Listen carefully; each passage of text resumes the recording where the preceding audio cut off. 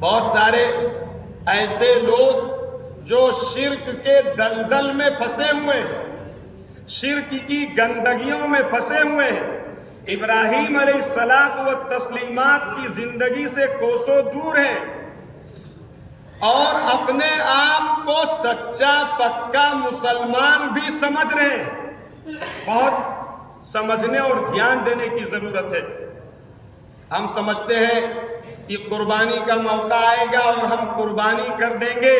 اور ہم ابراہیم علیہ السلام کے سچے فالوور سمجھے جائیں گے۔ آپ یاد رکھیے، بہت بڑی تعداد ان کو جو یہ غیروں کو جو یہ کہنے کی جرأت مل رہی ہے، اسلام کے قانون اور اسلامک شریعت پر جو ان کو یہ شوشے نکالنے کا جو کیڑا ان کے دماغ میں دوڑ رہا ہے یا جو وہ پلاننگ اور کوشش کر رہے ہیں، میرے عزیز و بزرگوں دوستوں، بہت معذرت کے ساتھ اس میں بہت بڑا دخل ہماری اپنی ایکٹیویٹیز کا ہے۔ آپ کہیں گے کیسے؟ آپ دیکھیے، قرآن میں، حدیث میں، اسلامک فقہ میں، اسلامی شریعت میں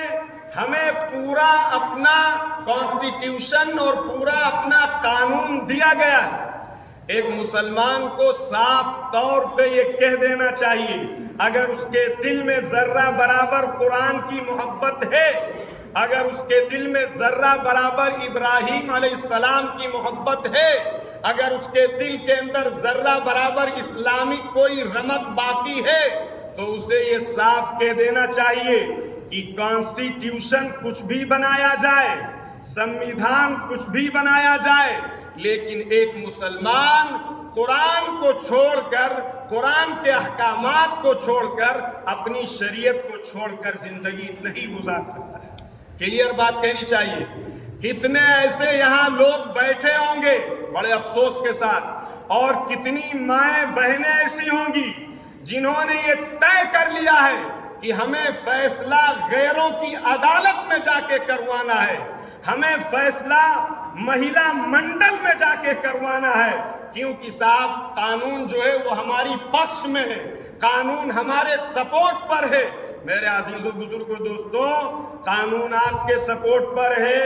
اور جو ہے وہ ججز جو ہیں، اگر جج کوئی بات لکھ دیتا ہے تو کیا وہ چیز جائز ہو جائے گی آپ کے لیے؟ کوئی فیصلہ اگر ہمیں معلوم ہے، ہمارے دل کے اندر یہ بات ہے، انسان کا دل یہ بتاتا ہے کہ صاحب یہ زمین آپ کی نہیں ہے، یہ زمین دوسرے کی ہے، آپ ججز کے ذریعے سے، آپ وکلا کے ذریعے سے، آپ عدالت کے ذریعے سے اگر اس چیز کو حاصل کر لیتے ہیں، اس پر قابض ہو جاتے ہیں، اس پر آپ کا کنٹرول ہو جاتا ہے، اور پرشاسن اور شاسن کی طرف سے آپ کو وہ چیز دلوا دی جاتی ہے، تو کیا وہ آپ کے لیے جائز ہو جائے؟ ارے بولیے،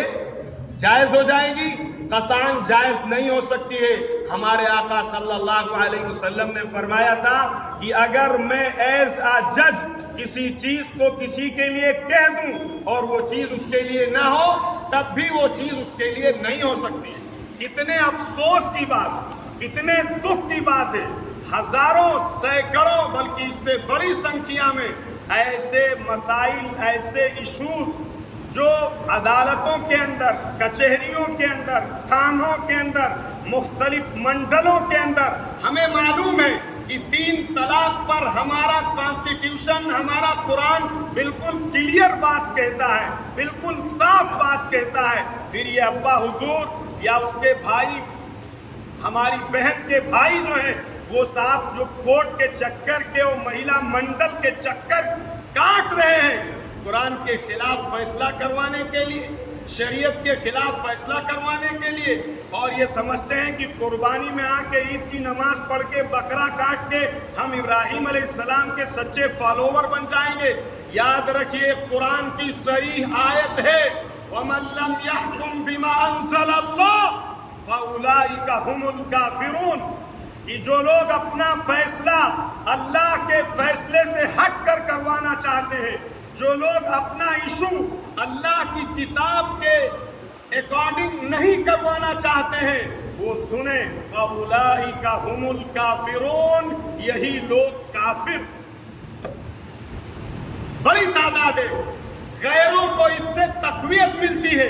गैर ये समझते हैं कि हम इनके खिलाफ कानून बनाएं, इसलिए कि ये खुद अपने कानून के खिलाफ खड़े।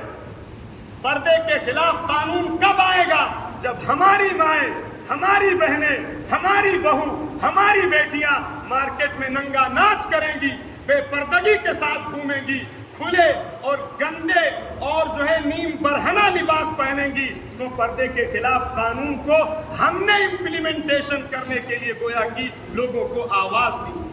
हमारे खिलाफ कानून कब बनाए जाएंगे? याद रखिए, जितना अल्लाह ने आपको ताकत दी है, जितनी अल्लाह ने आपको सकत दी है, अगर आप उतने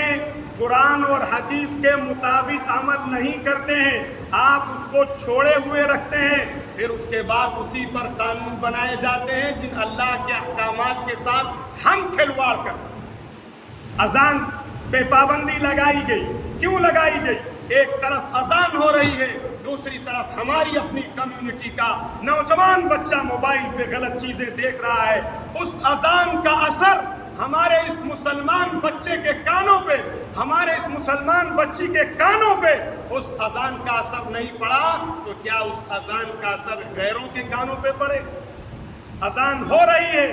अल्लाह के अहकामात तोड़े जा रहे, अजान हो रही है, उसके बाद हम अपने कारोबारों में बैठे हुए हैं, अपने जो है वो दुकानों में बैठे हुए हैं, अपने चेंबर में बैठे हुए हैं, अपने क्लाइंट के साथ बात कर रहे हैं। ये क्या मैसेज